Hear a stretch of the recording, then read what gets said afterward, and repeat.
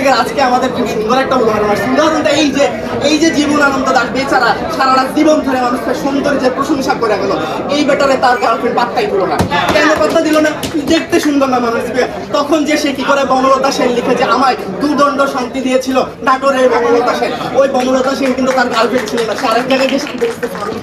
কেন শান্তি খুঁজতেছে? কারণ তার গার্লফ্রেন্ড তার পাত্তা দেয় না, কারণ সে সুন্দর না মানুষ।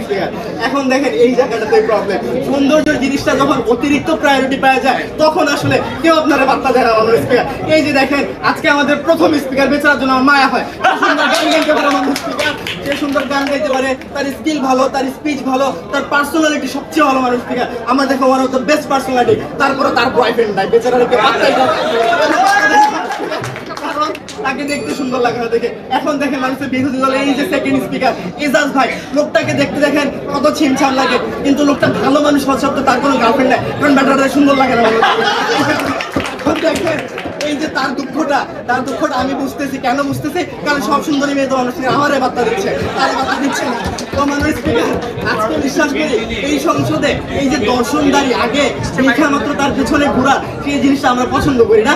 আমরা হচ্ছে তার গুণ দেখে তার বিচার করে তারপর তার পছন্দ করি। প্রথম স্পিকার আজকে খুব সুন্দর একটা কথা বলছে। মানুষ আমি বিশ্বাস করি আমি খুবই সুদর্শন একজন মানুষ। এখানে আমার মতো খুব কম সুন্দর মানুষ আছে, আসলে না মানুষ অনেকেই সুন্দর আছে, বাট কথা হচ্ছে আমিও সুন্দর। যাই হোক, কিন্তু মানুষ মনে মনে আমি অনেক বড় একটা ভণ্ড, ঠিক আছে? এই যে দেখেন আজকে মানুষ স্পিকার আমার সৌন্দর্য দেখে যারা আমার কাছে আসবে প্রত্যেকে প্রতারিত হবে। কেননা মানুষ স্পিকার আমি তো কারোর সাথে লয়াল থাকতে পারি না মানুষ স্পিকার, কারণ আমার মন মানুষ স্পিকার অনেক পুরো মানুষ স্পিকার।